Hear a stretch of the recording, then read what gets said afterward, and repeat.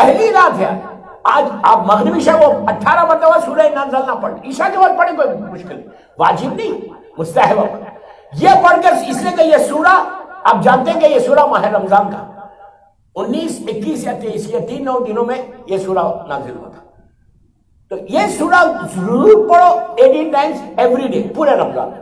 آپ دیکھتے جانا اس کی برکتیں، اس کی رحمتیں، اس کی نعمتیں کیسے کیسے نازل ہوتی ہیں. ایکسیڈنٹل موت سے مرتا بچ جاتا ہے انسان یہ سورہ سے. یہ سورہ سے تمہارا اگر سٹریس ہے تو سٹریس، کل انشاءاللہ سٹریس کے اوپر ایک دعا بتاؤں گا. اللہ کے نام ہے، دعا کیا ہے؟ اللہ کے نام ہے.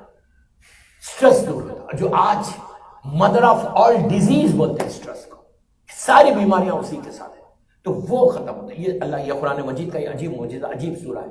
اور یہ سورہ، اور ایک بات بولوں، یہ چھٹے امام کا اشارہ ہے. میرا مولا امام جعفر صادق علیہ السلام کہتے ہیں کہ میرے بیٹے کے وجود کی دلیل ہے.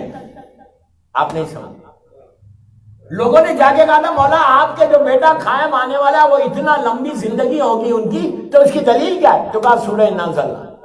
پوچھا کیسے؟ تو کہا سورہ انا انزلنا میں تم پڑھتے نہیں ہو تنزل الملائکۃ والروح فیہا باذن ربہم من کل امر؟ تو یہ بتاؤ کہ کس کے اوپر ملائکہ نازل ہوتے؟ ہر دور کے امام کے اوپر جو اللہ کی حجت ہے. تو میرے بیٹے کے وجود کی دلیل دشمن کے سامنے اگر دینا ہے تو ان سے یہ پوچھو کہ ہر شب قدر کو جو نازل ہو رہے ملائکہ وہ کس کے اوپر نازل ہو رہے؟ یہ میرے بیٹے کے وجود کی دلیل. اتنا بڑا سورہ ہے، اتنا برکتوں والا سورہ نازل، اسی لیے ہمارے پاس نماز میں رکھا گیا سورہ نازل. تو واجب نہیں، آپ بالکل پڑھ سکتے. 18 مرتبہ یہ پڑھو آج کی رات. اور آج کی رات کی 3 دعائیں. دعا، پہلی دعا یہ کرنا کہ اللہ تیری رحمتوں والا مہینہ آ گیا، برکتوں والا مہینہ آیا. پہلی چیز یہ کہ اللہ تو ہم کو صحت دینا کہ ہم پورے 30 دن تیری عبادت کر سکے.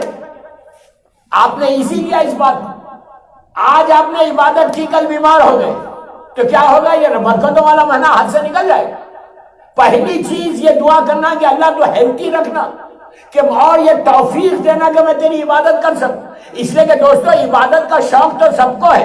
اللہ کا رسول کہتا کہ اگر میری اللہ کی عبادت کا تم شوق پیدا کرنا چاہتے، اللہ کی عبادت کی توفیق چاہتے کہ تم کو ملے، تو تم میرے 10ویں اور 11ویں وارث کا واسطہ دو، امام علی نقی علیہ السلام کا اور امام حسن عسکری علیہ السلام کا واسطہ دے کر اللہ کی بارگاہ میں دعا کرنا کہ پروردگار تو ہم کو توفیق دے، گیو اس چانس. اللہ تم کو موقع دے، چانس دے کہ میں تیری عبادت کر سکوں. دوستو عبادت کوئی معمولی چیز نہیں. اگر عبادت تمہاری قبول ہو جائے تو ساری چیزیں تمہاری قبول ہوگی. عبادت قبول ہوگی تو تقویٰ بھی آئے گا. عبادت قبول ہوگی تم اللہ کی بارگاہ میں قریب بھی ہوگے. عبادت قبول ہوگی تو معصومین کی نگاہ کرم تمہارے اوپر ہے. عبادت کو اللہ کی عبادت کرنے کے شوق کر دعا مانگو. تیسری چیز آج کی رات کو یہ دعا مانگو کہ میں انشاءاللہ اس کو کل کنٹینیو کروں گا کہ پروردگار ماہ رمضان آیا، ہمارے گناہوں کو معاف کر. ایک چیک لسٹ بناؤ کہ مانگنا کیا کیا ہے، کہ اس مہینے میں اگر گناہ معاف ہو جائے تو تم بالکل، اس لیے کہ جب تک رحمت نہیں آتی جب تک تمہارے گناہ معاف نہیں ہوتے. یہ ذہن سے نکال دو کہ میں بالکل پائس ہوں نیو یارک میں سب سے زیادہ نیک تو میں، یہ نکال دو ذہن سے. اسی لیے حکم ہے کہ جب بھی دعا مانگو تو دوسروں کے لیے دعا مانگو. پلیز غور سے سنیں، جب بھی دعا مانگو دوسروں کے لیے دعا مانگو، پھر اپنے لیے مانگنا. کیوں؟ دوسروں کی دعا مانگو گے اللہ تمہاری دعاؤں کو قبول کرے گا. اسی طرح کہا جب گناہوں کی معافی مانگنا تو دوسروں کے گناہوں کی معافی نہیں مانگنا، پہلے اپنے گناہوں کی معافی مانگنا، دوسروں کی گناہوں کی بعد میں مانگنا. اس لیے کہ تم کو تمہارے گناہ معلوم ہے، دوسروں کے نہیں معلوم. کتنا بڑا اللہ ایک درس دے رہا کہ تم ہمیشہ اپنے گناہوں کی معافی مانگو، دوسروں کی نہیں. اس لیے کہ ہم کو مجھے معلوم ہے کہ میں نے کیا کیا کیا، وہ تو اس کا کرم ہے کہ اس نے رحمت کا پردہ ڈال کے معاشرے میں پیش کر دیا، ورنہ تو ہم ختم ہو جائے. تو بس تو یہ 3 چیزیں کرنا ہے. سورہ انا انزلنا آج کی رات پڑھو، گناہوں کی معافی کی دعا مانگو اور اللہ کی عبادت کرنے کی توفیق کی دعا مانگو. چوتھی چیز مغفرت کی دعا مانگو محرومین کے لیے.